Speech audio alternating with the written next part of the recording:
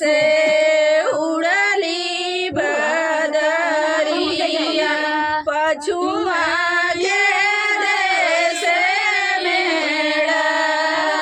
मेड़ाई जी भीतरा से निसरे हैं बेटी के चाचा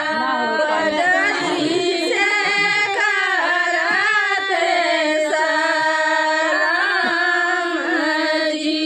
आजू जीनी बरसू बदरी कला जीनी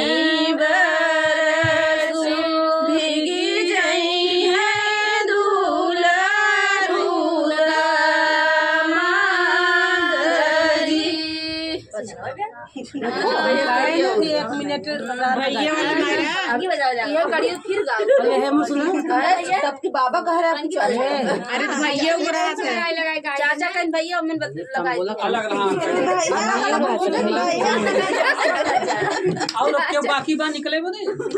आप क्यों बाकी बा खाना खाइए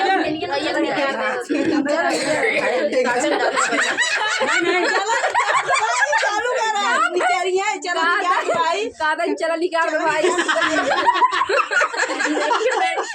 गाना के साथ साथ मस्ती भी हो रही है के मुंह घूमने के उड़ली बदरिया पछुआ के देश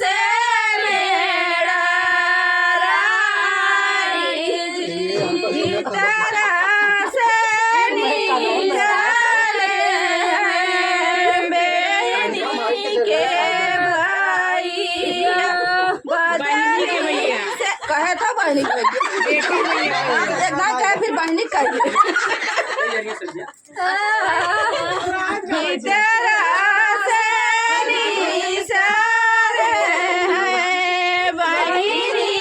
के भैया बदरी से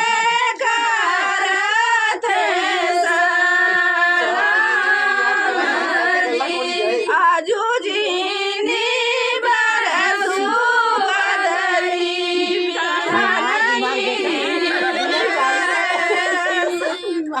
भीगी जई है दूल्हा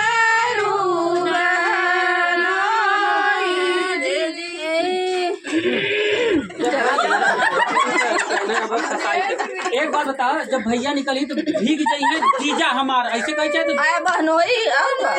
काहे कहूँ दमाद भीग जाई ये दमाद हम का पहले सुनबन के